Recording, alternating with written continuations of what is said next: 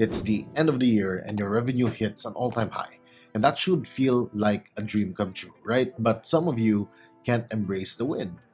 Why? Because for all the money you made in the last 365 days, you still can't take a real day off.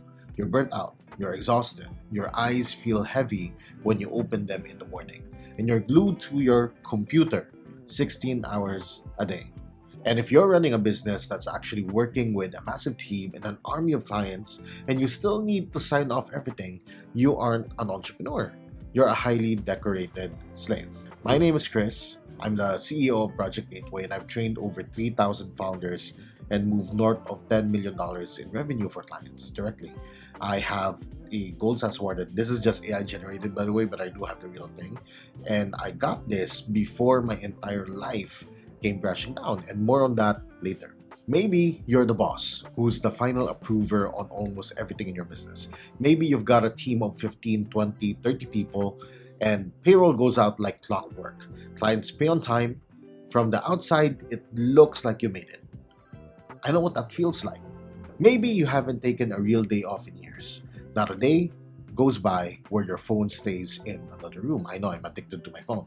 And you've read the books, you got the coach, but none of the solutions stick. And you're still constantly running the business, or it's still running you.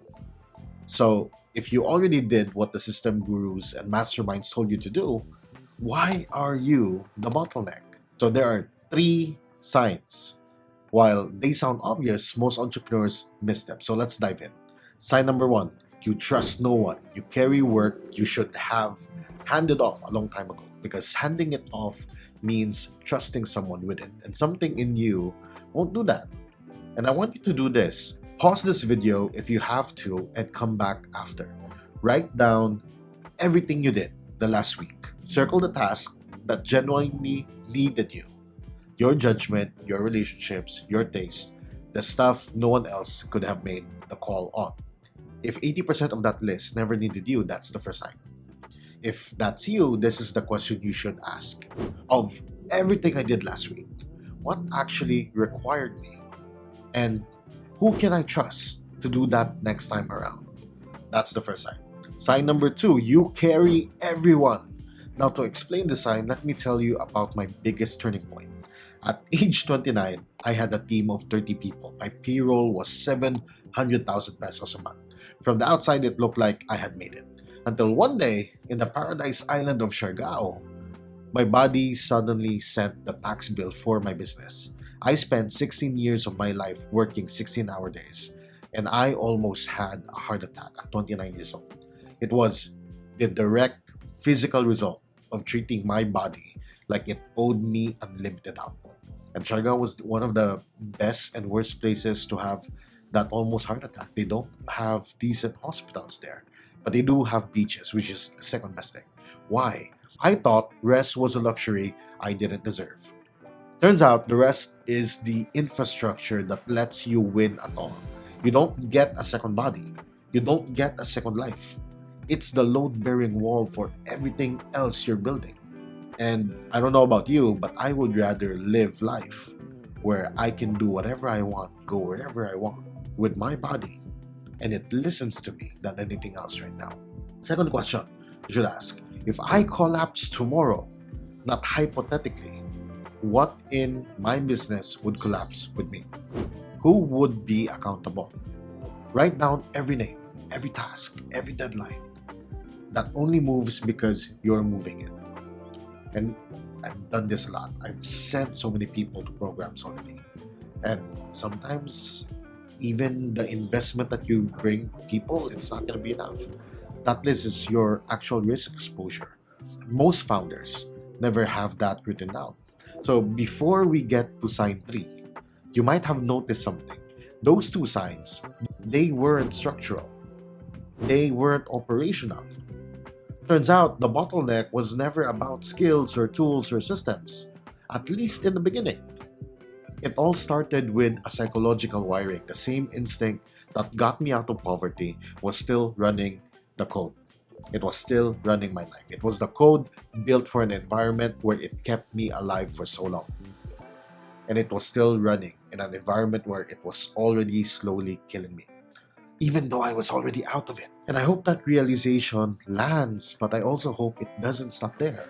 The honest version of the next question isn't what I do with this feeling, it's what actually replaces my old wiring. And the answer for me wasn't hiring more people. More people was the old wiring trying to solve another wiring problem with more of the exact thing that caused it. I don't know about most entrepreneurs, but one of the things, if you're someone who's self made and you've built yourself from the ground up, you want to bring in more people, you want to give back, you want to help, you want to support. But that's not going to fix the wiring. So, what fixed that wiring, honestly? I have no idea because I'm still struggling with it. But now I don't depend on that wiring. I replaced it. I replaced it with something that I can trust a little more, and it's an AI directed workforce. That was the whole shift. I share my entire directed AI workforce in the Bootstrap MBA. So it's 9 arcs, 3 months, built around multiple phases of building with AI and protecting the part of you no AI can replace, including your judgment, your taste, your name on the work. And one of the arcs is the exact bottleneck audit I just walked you through.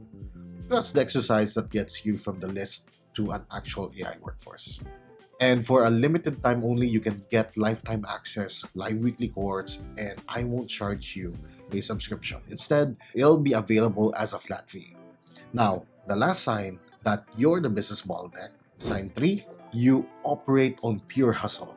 We call 16-hour days discipline. We lie awake over decisions that are already made and out of our hands. Why? Because we mistake isolation and independence. Yes, and they feel identical because both push you to move fast, decide fast, and act now. But isolation tells you that you need to push because no one else will save you. Independence teaches you to create a system that will catch you when you're limited.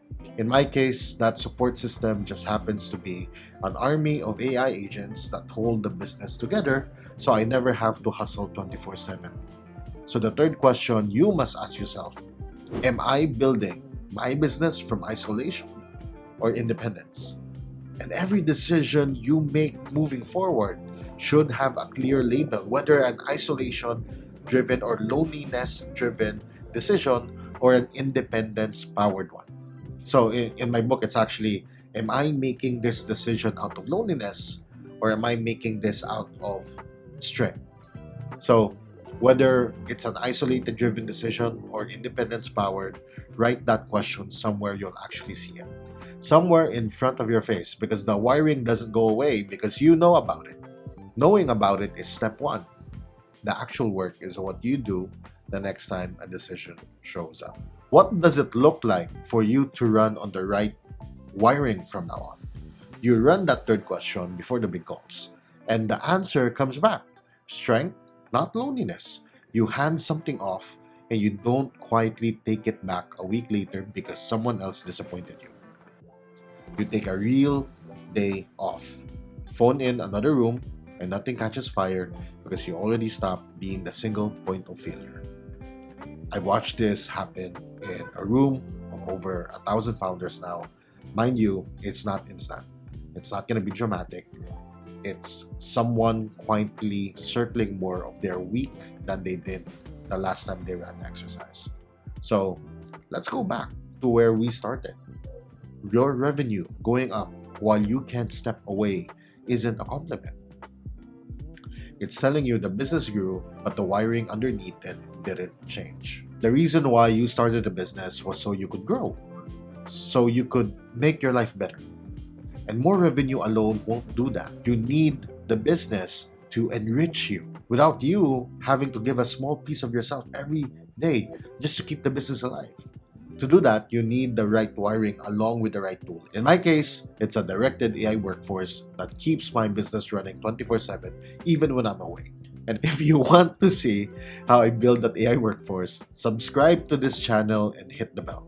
I'll make more videos documenting every piece of system I create for Project Gateway and share the wiring changes I learned along the way.